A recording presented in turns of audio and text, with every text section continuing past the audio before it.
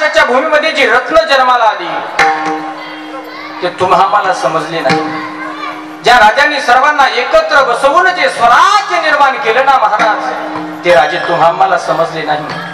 पण व्हिएतनामाच्या एका छोट्याशा राष्ट्रानं अमेरिकेसारख्या बलाढ्य देशाला ज्यावेळेस नमवलं, त्यांचा पराभव केला ना,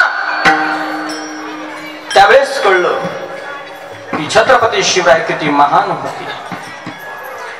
आपल्या देशात बलिदान देणारे शहीद जवान किती महान आहेत आणि आपले ज्ञानोबराय तुकोबराय किती महान आहेत. आपल्या महाराष्ट्रातले, आपल्या देशातले, आपल्या भारत संस्कृतीतले ग्रंथ किती महान आहेत. व्हिएतनामासारख्या छोट्याच्या राष्ट्रानं ज्यावेळेस अमेरिकेसारख्या बलाढ्य देशाला नमवलं ना, एक दिवस असा आला व्हिएतनामाचा राष्ट्राध्यक्ष मरण पावला आणि मरण पावल्यानंतर त्यांच्या समाधीवरती त्या राष्ट्राध्यक्षांनी मृत्यूपत्रात लिहिलं होतं की छत्रपती शिवरायांचा मावळा समाधीस्थ झाला असं लिहा. दुसरा राष्ट्राध्यक्ष ज्यावेळेस व्हिएतनामाच्या गादीवरती बसला ना, तेव्हा त्यांनी गेलेल्या अध्यक्षांचं समाधी पाहिली आणि समाधी पाहिल्यानंतर त्यावरती लिहिलं होतं एक शिवरायांचा मावळा समाधीस्थ झाला. दुसरे राष्ट्राध्यक्ष आले ना, त्यावेळेस ते बोलले मला भारत देशामध्ये जायचंय आणि छत्रपती शिवरायांची समाधी कुठं आहे ते मला माझ्या डोळ्याने पाहायचंय, त्यांच्या समाधीवरती मला नतमस्तक व्हायचंय. व्हिएतनामाचा राष्ट्राध्यक्ष आपल्या भारत देशामध्ये आला. आपल्या मंत्र्यांनी त्यांना सगळं काही दाखवलं, पण माझ्या शिवरायांची समाधी आणि ज्ञानोबराची समाधी, तुकोबराचं वैकुंठ गमन मात्र दाखवलं नाही. ही सगळ्यात मोठी शोकांतिका आहे महाराज. व्हिएतनामाच्या राष्ट्राध्यक्षाने स्वतःहून विचारलं, दादा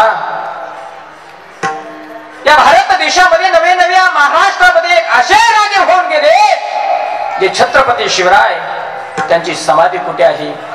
आपल्या मंत्र्यांच्या पायाखालची माती सरकली महाराज आणि आपल्या मंत्र्यांच्या तोंडात एकच शब्द बाहेर पडला, रायगड. सगळे अधिकारी मंडळी, अध्यक्ष मंडळी रायगडाच्या पायरीवरती गेले, रायगडाच्या गडावरती गेले आणि छत्रपती शिवरायांच्या समाधीची दुरवस्था पाहिली आणि पाहिल्यानंतर व्हिएतनामाचा राष्ट्राध्यक्ष डोळ्यातनं थळथळा पाणी येऊ लागलं आणि रडू लागला. आपल्या परराष्ट्र मंत्र्यांना, त्या व्हिएतनामाच्या राष्ट्राध्यक्षांना, आपल्या काही मंत्र्यांना विचारलं, साहेब तुम्ही का रडताय? व्हिएतनामाच्या राष्ट्राध्यक्षानं सांगितलं, माझा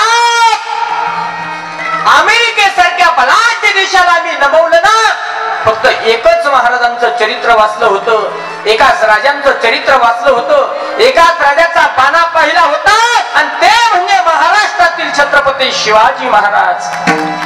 एवढंच नाही महाराज, व्हिएतनामाच्या राष्ट्राध्यक्षानं माझ्या छत्रपती शिवरायांच्या समाधीच्या खालची माती घेतली आणि आपल्या कपाळाला लावली. काय भाग्य असेल महाराज. कपाळाला लावली एवढ्यावरच थांबले नाहीत महाराज. कपाळाला लावून पुन्हा एक मूठ आपल्या हातामध्ये घट्ट धरली आणि आपल्या बॅग मध्ये टाकली. आपल्या मंत्र्यांनी त्यांना विचारलं, साहेब ही मुठभर माती तुम्ही नेऊन काय करणार आहात? ती काय खायची गोष्ट नाहीये.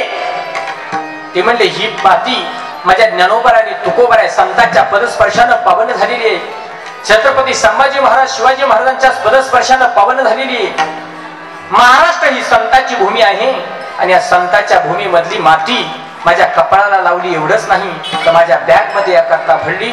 हीच माती मी माझ्या देशामध्ये, माझ्या राष्ट्रामध्ये नेऊन मिसळवणार, जेणेकरून ज्ञानोबरा तुकोबरासारखे महात्मे माझ्या छत्रपती शिवाजी महाराज आणि संभाजी राजांसारखे राजे माझ्याही राज्यामध्ये, माझ्याही राष्ट्रामध्ये, माझ्याही देशामध्ये जन्माला येतील, ही त्यांची भावना होती.